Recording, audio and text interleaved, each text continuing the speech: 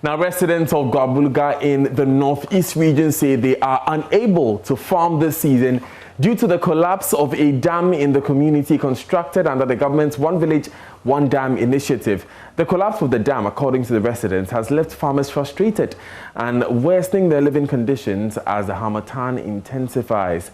The farmers have no source of water to cultivate their crops.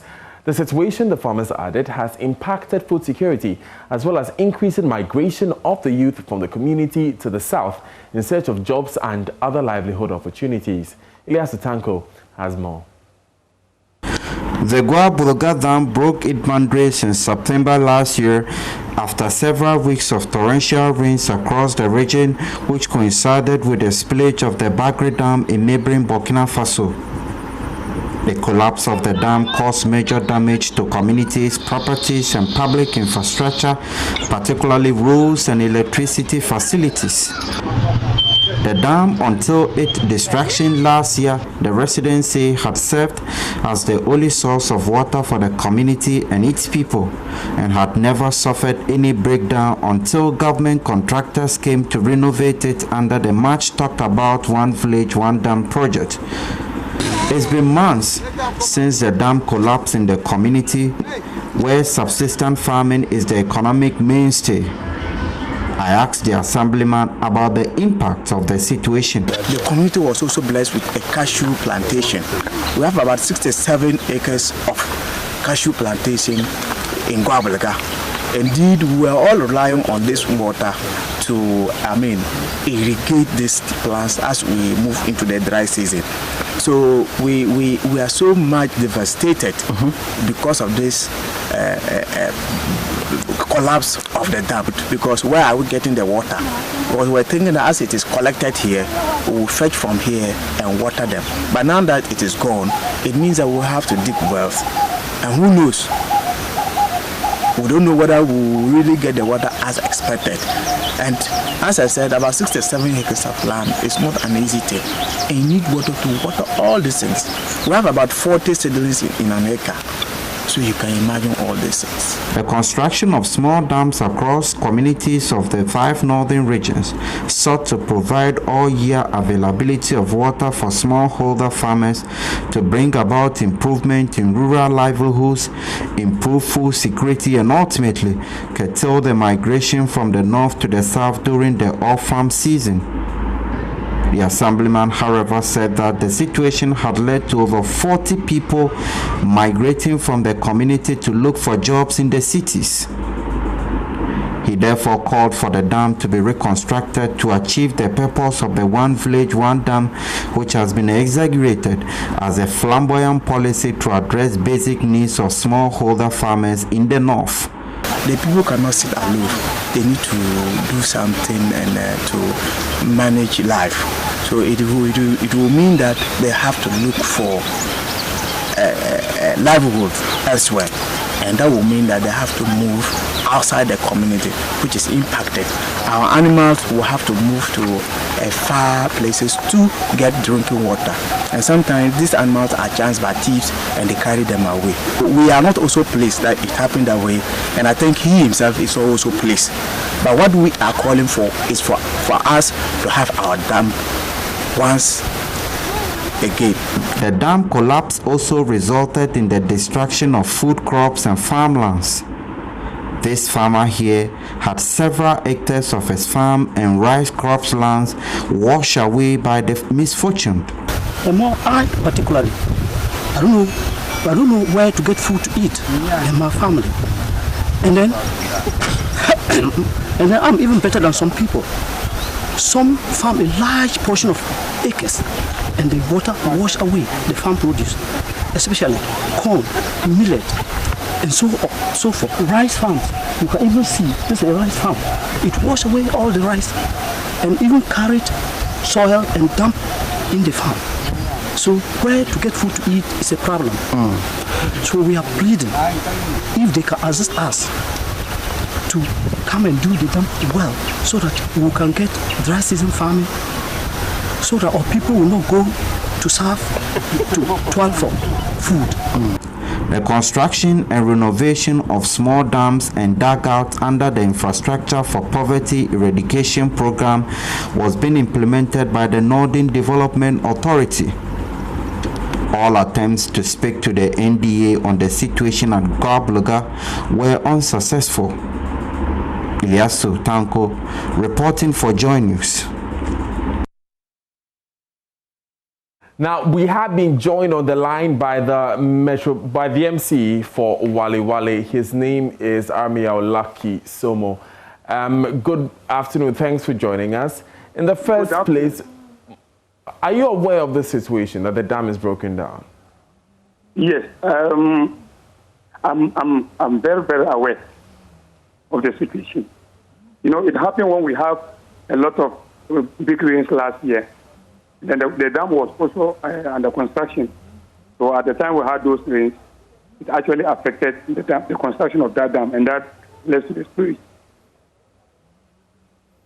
Okay, so the dam, you say, was under construction when this happened? Yes. You know, we have about 2 dams or 3 dams at that place. We have the Guabulga Dam that is under the one constituency, one district, one dam project. That is the one at Guabulga. That was the one that was ongoing.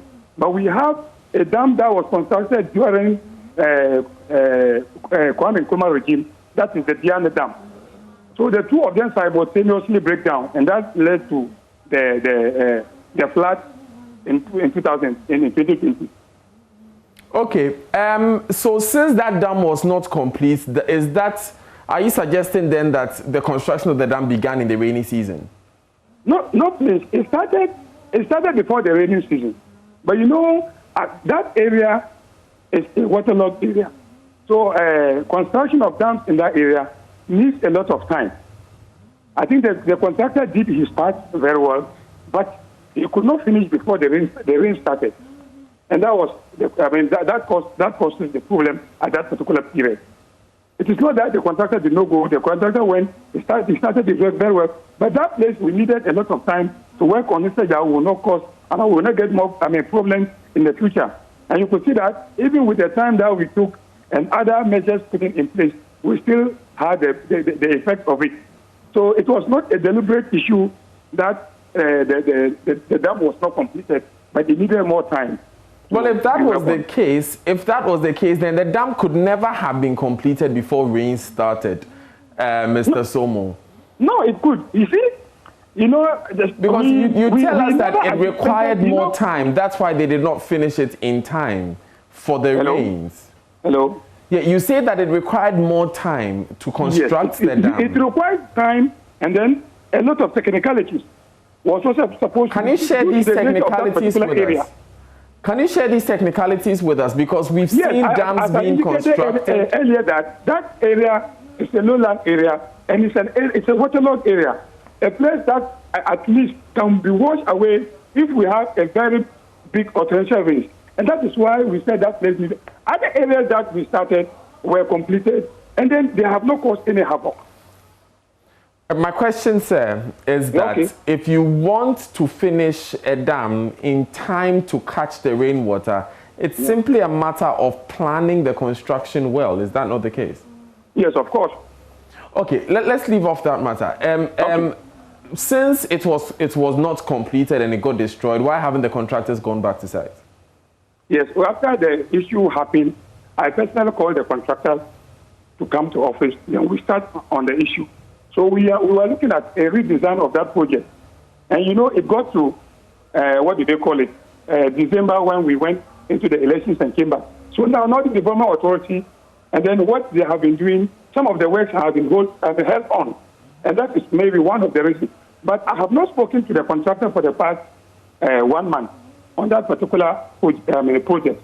He might have had different reasons, but what he told me was that we have to really look at the design and see to it that we construct it and it will be useful for the people. Because we don't have to do something that we will start, we will not get to a certain level, then rain comes, and then we will become, we'll be faced with these challenges that we have been facing now. So are we then saying that the first design was not good enough? That is not what I'm saying, because the first design came for so many communities, and those other communities have not been washed away. But we understand that the topography of every piece of land is different, and it must be studied so that the design is done to fit that piece of land. We can't do one design and use it at every location. Yes. So that is why I am saying that the design that came, we have about 4 or 5 dams that were constructed alongside the Guabulga Dam. Those 4 or 5 dams have not had any problem. So it is this particular one, which means that it has specific issues or specific problems that we're supposed to... Which should have come up in the design. Which should have come up in the design, sir. Yes. Because designs are actually done after land is measured and studied. Then a design is done to fit it. So what you are saying is that not enough work was put in that design. What I want to put across is that those designs were not done at my office. We were only the receivers of the project.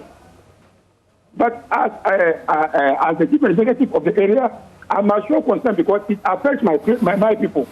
I also have to send my engineers to also go to the site and make sure that they do the right thing. The technicalities that we also have at our level. But those projects were not awarded by our office, but they were awarded by an agency. But they were supervised by engineers in your office. Yes, my engineers only play a supervisory role. They don't have any authority to change anything. But supervisors have the job to approve designs, no? Of course, but that is not our project. And your engineers approve these designs. Excuse me, let me make something clear. Are you with me? Go ahead, sir. Good. We have projects that are designed from the MMDH. Those projects are being designed by our engineers, our technical officers. But when we have a project coming from somewhere and a different agency to your department, you can only supervise, but you can't change anything from that particular design. When you have a problem, a genuine problem, what you can only do is to write to the agency for them to change it or to work on the plan for you. Mr. Somo, let me try and capture the facts as you have presented them so far. Yeah. The design that was brought for the construction of that dam was used in 4 or 5 different places. Yeah. Your engineers... come again. The design that was used for the dam that has been destroyed was used in 4 or 5 different places.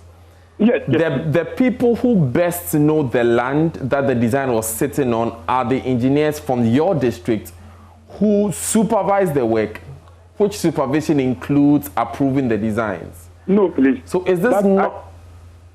Sir, it's tried knowledge. If I can use, if you can pardon me to use that expression, that every engineer, any engineer worth his salt, when he receives a design, has the authority to say he is not going to allow it to be built because it will not work. Yes. He can put it in writing. Yes. When you are in a node, or when you are a part of... So your engineers did not recognize that this design was defective? Yes, most often. Right. Most often when they come and then the input of the local engineer is part of it, we will not have problem. But if the local engineer... So they did not see, they did not see the design was bad. They did not see the design was a bad one. I cannot say that. Because it is the same design that has been used in different areas and have been worked on. We just agreed, sir, that you can't use one design in 5 different areas and expect it not to fail at a point. The land is different. We just agreed on that, sir. Yes, of course. The land is different. That's what we agreed. It is a land issue, and that is why we are now tackling that. When is work going to resume on the? When is work going to resume on the dam? I can't give you a definite date, but I'm going to work on that. But if you want to hear from me, I'll pass it through your correspondent at the Northeast region. Right. Thank you very much, Armin Osomo Lucky. He is VMC for Wale Wale.